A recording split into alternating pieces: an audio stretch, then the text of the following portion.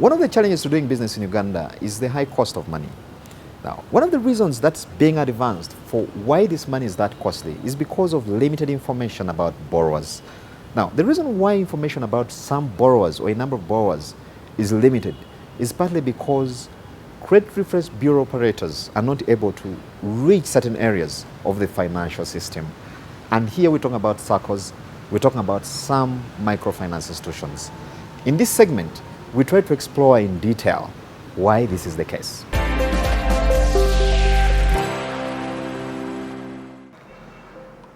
The credit information sharing industry or mechanism in Uganda is not very old. The first bureau in the market was licensed in 2008, and probably started operations in around that time. So since that time, it's only 33 institutions that have been participating in the credit information sharing mechanism. And as I indicated earlier, these are the ones currently regulated by the Bank of Uganda. However, as you may be aware, there are many credit providers in this country. Microfinance institutions, SACCOs, money lenders, who have been excluded from this credit information sharing mechanism for long.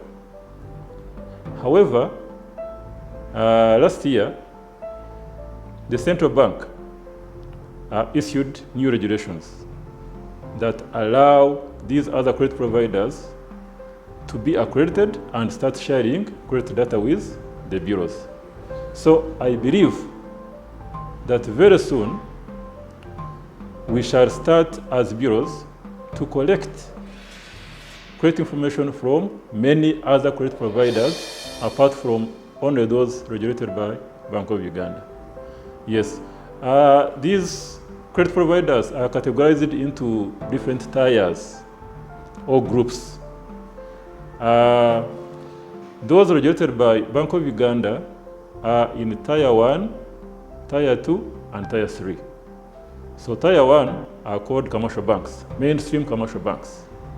Tier 2 are called credit institutions, and Tier 3, microfinance deposit-taking institutions. So those three tiers are regulated by Bank of Uganda. Then we have providers, credit providers, which are in Tier 4. These are SACCOs, non-deposit-taking microfinance institutions, and money lenders.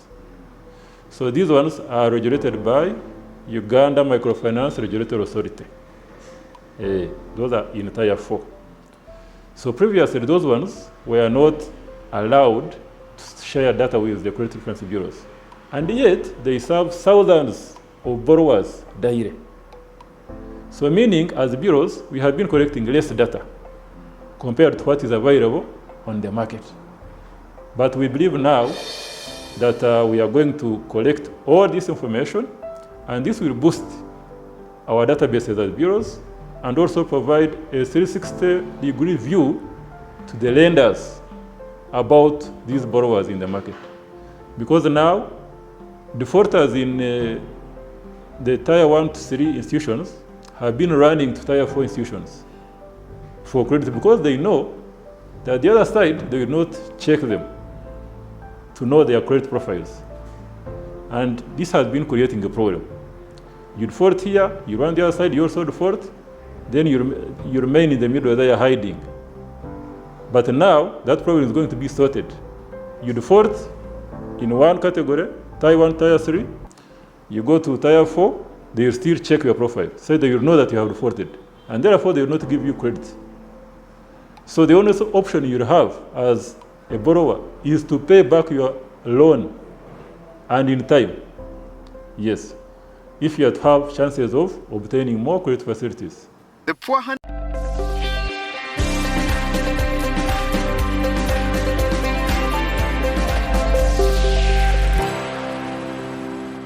with a tough global economic environment, which is again being spread into the local economy, because the economy in Uganda is not doing any better. Uganda is increasingly looking at different options, non-traditional options of actually mobilizing revenue. Now, one of the low-hanging fruits that many are pointing at is the grain subsector. Uganda as a country has capacity to feed itself, but then also the region and the continent, if you like, but only if it gets certain elements right. The poor handling of the grain value chain still limits many farmers from attracting better prices for their produce. According to experts, Uganda is increasingly becoming a major grain producer in the region, and the sector has potential to transform many lives. But the many bottlenecks starting from production, processing and marketing continue to stand in the way. About production, then first look at the inputs that we use. Are they quality inputs? That is the question. And the challenge, I'm a farmer personally, and I grow grain, I grow maize and beans, but the challenge has been the quality of the inputs. Then after you have produced, at harvesting time, post-harvest handling is critical. How many, for example, Ugandans are drying their maize on tarpaulins?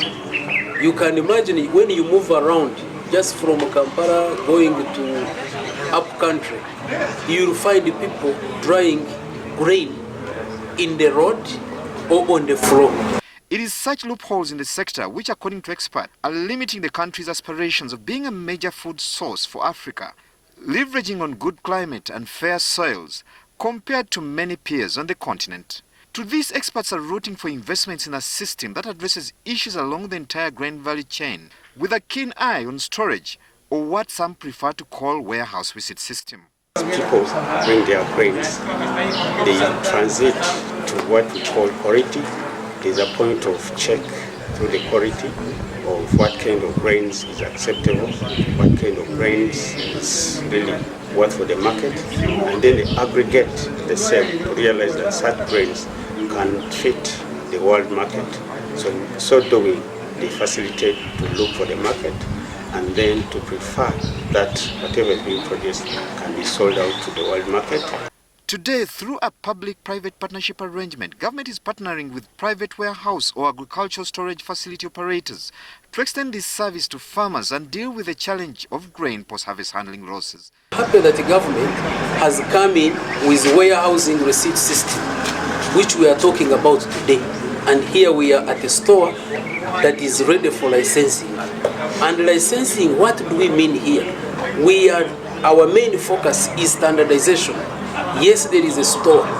Does it meet the required standards in order for it to maintain quality food? Yes, so here we are, and I want to call upon all farmers, cooperatives, let us learn. Yes, I know we may be having some stores outside there owned by cooperatives, by the private sector, but let us all ensure that these storage facilities meet the required standards so that we do not kill our people with aflatoxins. Several experts have also raised alarm about the grain quality in the country, mainly compromised by the poor weights treated after harvesting, which partly explains why government is putting more focus here. We seek to serve farmers to adapt to uptake the warehouse receipt system. Now, the adoption of warehouse receipt system would it requires partners. They come in the community as a warehouse operator where farmers can come, aggregate and deposit their commodities for services. Among other services, we have cleaning services, drying services, bagging, like you can see in the background, and then we shall be having the receipting services also done here. It is this structuring which experts say that once it's fully adopted will help propel Uganda into a comfortable position as a major quality grain producer and exporter. We'll now take a very short commercial break.